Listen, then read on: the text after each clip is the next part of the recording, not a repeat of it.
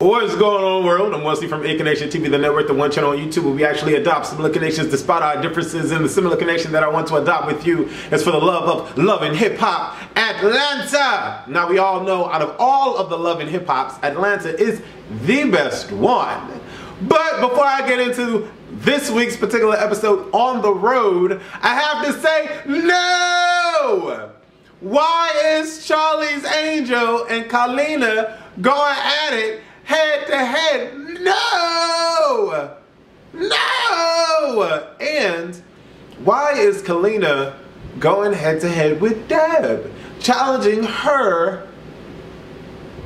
Why? I don't understand. Here's my problem. Number one, Kalina, you went after Deb seeking guidance and advice, and then consultation on management, hinting that you would want, not even hinting, saying that you would want Deb to manage you. So you sought Deb out. Deb didn't seek you out. So in this new preview, we see you clowning her in her office. What? That doesn't make sense, Kalina. That does not make sense, okay? And then we see Charlie's Angels coming after you like, why are you disrespecting Deb? And getting all into your face. But Charlie, I'm sorry. I love Charlie, and she is fucking gorgeous. Waka Flocka has a... Woo! Charlie is fire, okay? But my thing is, Charlie, I don't think you want it with... I don't think you want it with Kalina. Because Kalina is the first chick that I've seen that I can recall, minus Kim, no, what was her name? Kim Jones, what was her name? The Jones chick, Jim Jones' wife. Minus her is the only girl that literally walked up to the chick and said, I will bust. So that's my thing. I don't think Charlie wants it with Kalina, but Kalina, you're in the wrong because you sought out Deb and you're clowning Deb in her office when you saw her out because you're worried about y'all finances. Like, mind you, the club Rapture is out, still running in Atlanta, and apparently it's cool, it's successful, apparently. But I don't know, I had to talk about that real quick. And then I just wanted to say shout out to Rashida. I just followed Press ATL on Instagram, and to be honest, next time I stop in ATL, I want to go to her store because her store looks legit. Now, my question is, I don't care where she got the money from. Okay, she made millions out of her closet. That's fine. But I never really invested time into researching the product that she offered. Now we have a full-fledged store with jewelry, accessories like purses and boots and shoes, and grand looking clothing. So my question is, who is her designer? Does she design all of that, and does she have a manufacturer that's producing the product? That's what I want to know. Because if Rashida is behind all of the designs, fucking grade A. Grade A. If she is not, then I would love to know who designs all that stuff, because I don't know, it looks awesome, okay? It really does, and it's nice to see people supporting her like Candy Burris. We know Candy Burris has her own store, and we know that she has coin. But it's nice to see people like Prima Donna, Charlie, and everybody wearing her stuff, and her stuff is off the hook. Shout out to you, Rashida. Awesome job. Now, on to this particular episode, we get with Jocelyn and Dime Piece. Now, mind you, they had a security guard right behind the fucking piano while they were talking. You need a security guard in dealing with Jocelyn Hernandez. Jocelyn Hernandez is really notoriously known for going ham at the last reunion. Not only that, but apparently she beat up Carly Red. Carly Red came on and said she didn't get beat up, she didn't get drugged, they fought, but they're friends. I'm sorry, friends do not fight. So, we need security with Jocelyn Hernandez. But Dime looked like she got some weight to her. So, and she claims to not be the one. All the females say I'm not the one. Everybody says I'm not the one. But she goes to challenge Jocelyn Hernandez, and they start talking, going on and on. She's like, well, didn't I drive you to your mom's house in Fort Lauderdale? I'm like, Dime, that doesn't mean that we're friends. We work at the same place. I work at the same place with a lot of people that I've seen on the streets. Does not mean that we are friends. We share the same locker. Okay, I, working in retail at one point, shared a locker with somebody. Doesn't mean that we're friends. We converse at work. Just because we're sliding our coochie down a pole and collecting them dollars and saying, yeah, girl, you go ahead and get that 100, take them to the back, doesn't mean that we're friends. So I don't understand why Dime is confused with that concept. All of those things could have taken place. They could be true. But that does not necessarily mean that y'all are friends. And Jocelyn doesn't deny any of the stuff. She really doesn't. She's just like, girl, we're not that cool. Like, okay, yeah, I told people we hung out. We did. Okay, yeah, but what is the problem? I don't understand. Like, why are you so mad? And I'm like, okay, Jocelyn, I feel you. But on Dime's side, she like, don't act like, you know what I'm saying? But Jocelyn said, she said all that was true, yeah. And okay, I paid you. Okay, what you saying now? Everybody pays you. It's like going to McDonald's. Like, I pay for McDonald's food. Okay, we gonna pay for your Big Mac tonight. So me and Stevie wanted a slice of your Big Mac. We gonna pay for that. Like that. I don't see anything wrong with that either. That's a $1 million legitimate business side hustle that people do. So I'm not hating on any of that. True, false, whatever. It's what it is. But don't be proud of the fact that you're selling your Big Mac. I mean, you shouldn't have to, but you are, and that's fine. I can ask out with you if that's what you want to do. To get that check, that's fine. But don't act like you're going to bring somebody down because they're paying for your Big Mac. Like, everybody pays for something.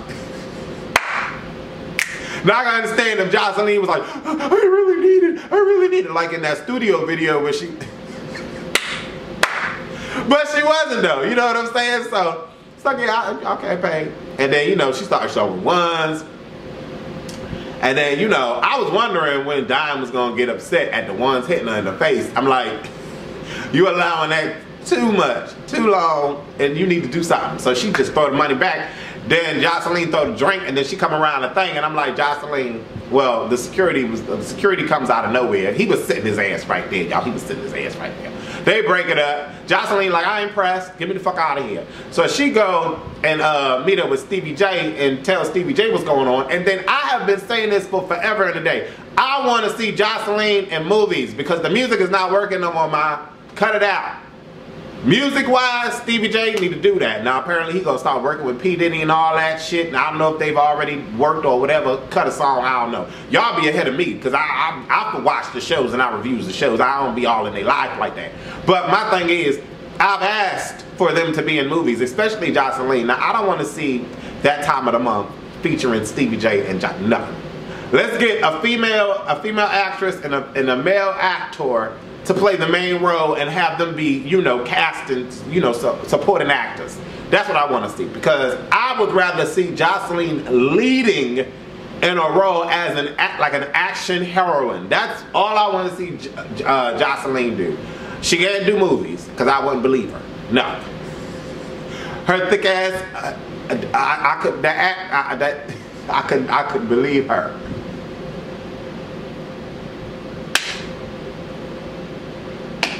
Now comedy, she can probably make me laugh because of the thick ass accent. But I want to see her as a badass international Puerto Rican princess that she claims to be. And I want to see her in an action fucking movie. Fuck her that time of the month.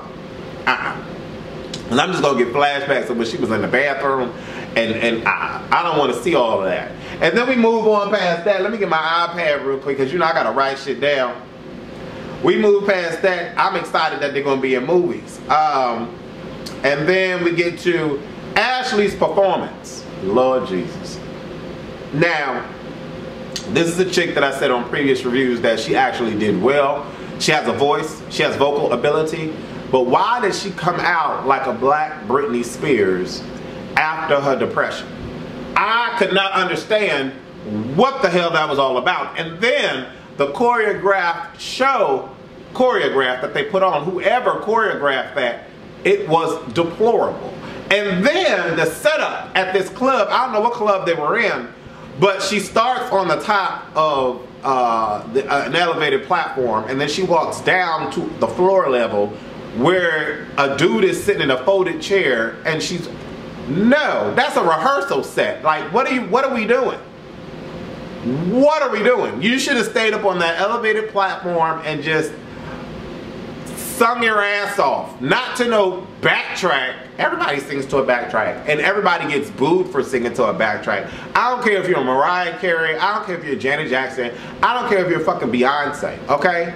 I want to hear your fucking voice if I pay to come see your ass. I do not want to hear the track that I just heard on the radio coming to see your ass, okay? Give me some live entertainment, all right?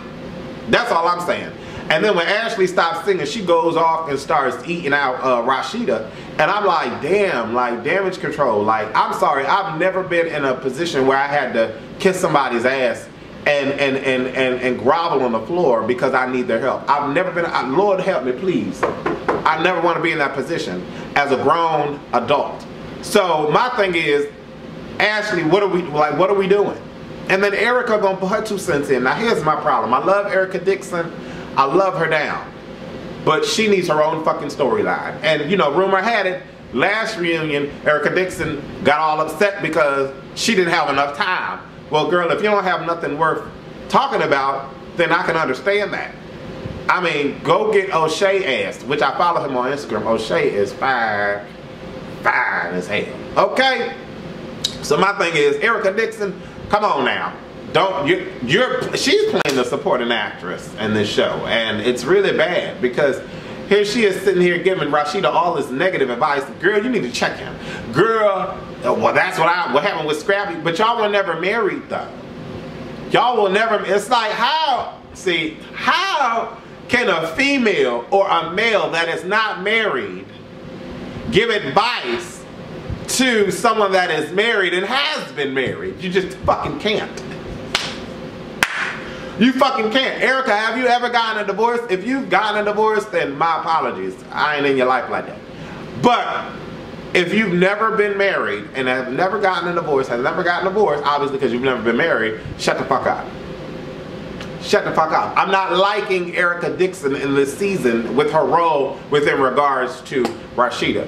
She could be supportive friend, that's great. But don't be like, girl, I don't trust him. He out there doing, you gonna trust this hoe? Like, you sound petty. Like the whole situation is petty, and I just don't understand that. But we get past that. Then we get to Dime, Margot, and Carly Red. Now, they talk about everything. I'm like, whatever. Carly, stop. Worry about Mercy. Worry about whatever you're doing. Just stop. Just worry about that and just focus. Be a businesswoman. Okay? Be Dawn on the show. Don't be. Girl, guess what I heard? Girl, guess what be Dawn on the show. Okay? Just that's her role. Be Dawn. Other than that, shut the fuck up. That's what I'm thinking. Carly is beautiful, but shut the fuck up. And then Dime and Margot, you admitted that you're a liar, but you're mad at another liar. Cancel that out. Squash. It's done. It's a wrap. Other than that, continue supporting yourself with your music and all of that. That should be your role. Okay? Jessica Dime, you came on, well, I can't say she wanted to steal Jocelyn's thunder because I don't think that that's her position. I think she definitely wants notoriety and definitely wants to be in the public eye for her music. But when we see her, she's just talking about Jocelyn. So, just like they would say about Erica Mena, like in Love and Hip Hop New York, like someone else is carrying your storyline. You need to carry your own. That's how I feel she should, and I think she's able to do that. She just, every time we see her, she talk about Jocelyn. Like, and if it's not Jocelyn, it's about Mimi.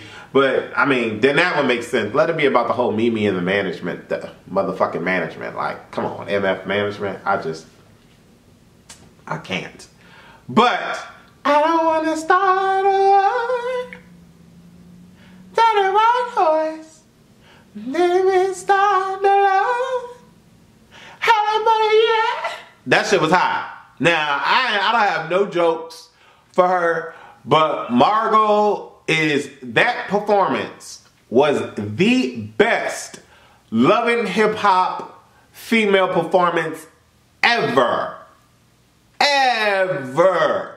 All the way from K.Michelle before she got bigger to Tierra Marie before her second attempt to Ashley and her acapella. That Margot slayed every fucking female performance on Love and Hip Hop, period. That performance was hot. The song is hot. Y'all can listen to the song on her YouTube. She got a YouTube channel. It's hot. And then she has a video out, which is kind of like psychedelic back in the 80s feel video, which is different. It's cool. Like Margot, let's stick to the music, boo. That shit was hot. That performance was hot. And I heard her voice. I did hear a backtrack, but I heard her voice. And I heard her fluctuation in the voice. So I was completely inspired by that performance in terms of entertainment value. Okay? And then Carly Rae gonna talk about, well, I'm gonna start a record label. These people gonna be represented on my label. I'm like, this girl trying to get money everywhere she could turn. But I'm not mad. I'm not mad, but reports say that Mercy Boutique is not really all of that. And she's selling stripper clothes and it costs too much money and all this. I don't know. But I do want to visit Pressed ATL. Pressed ATL gives me a female version of Zara. No joke.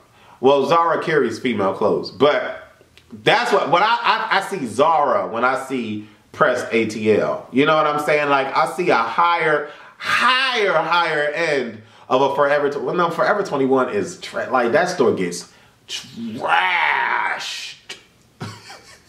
Like, I hate shopping at Forever 21. Well, the one at Florida Mall is hot, but they get trashed. Anyway, off on a tangent. But Carly Rae, the record label, I'm not feeling that. Okay. Mimi speaks to Dime.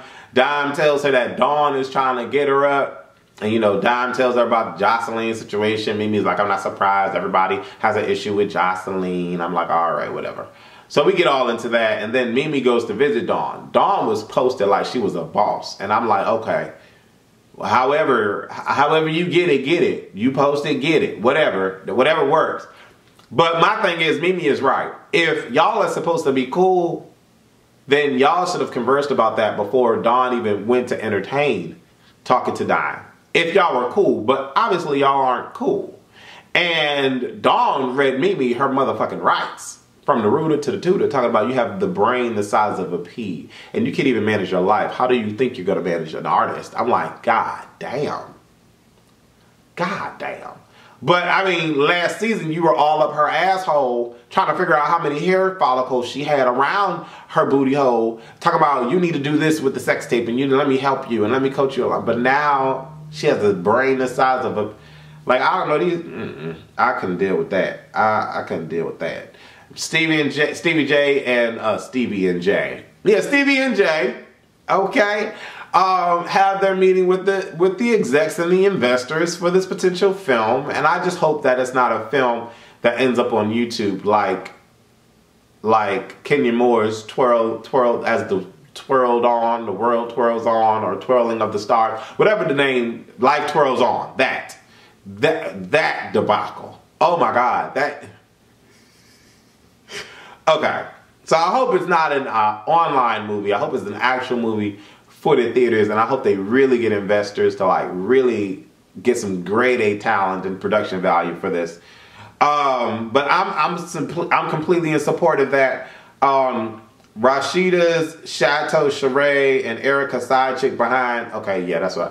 Okay, so we are at Chateau Rashida, and you know the house is definitely going a long way, more so than Chateau Sheree did.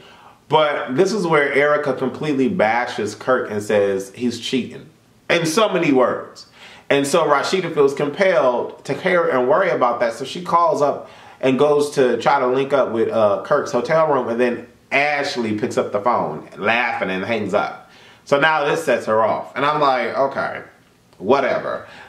Whatever. I'm all here for Pressed ATL. I'm not here for her storyline on Love and Hip Hop, but it doesn't really matter because she's doing well and she's successful, and I'm completely overjoyed.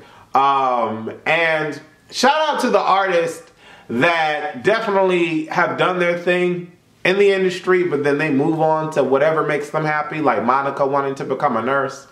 Girl, whatever floats your boat, do that. And it's never too late to do whatever moves you, because it's your life. You can do whatever you want to do in your life. As long as you are happy doing whatever it is that you're doing, and as long as you are not hurting anyone, it is your life, okay? Focus on you. You only have one life to live in this world of worlds, okay? So just make sure that you're happy. And if Monica's happy, I'm happy. If Rashida is happy, I'm happy. And I'm all for the positive energy. Jackie Christie on the after show. Jackie Christie has definitely committed to her role as a TV personality on Basketball Wives LA.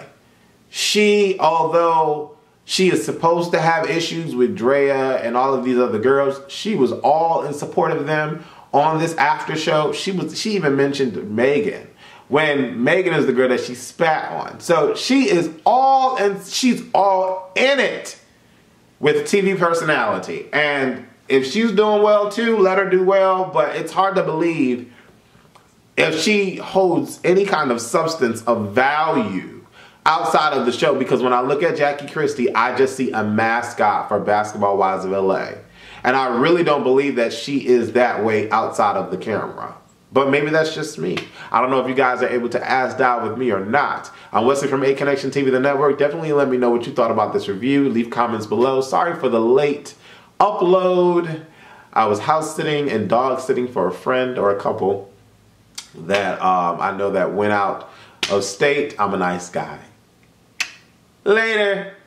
I'm all for her supporting the race. I'm all for her and her knowledge about the race and what she's done for the NAACP. But for me, let's be real. You aren't black. Okay? And that's just how I feel about that. Thank you.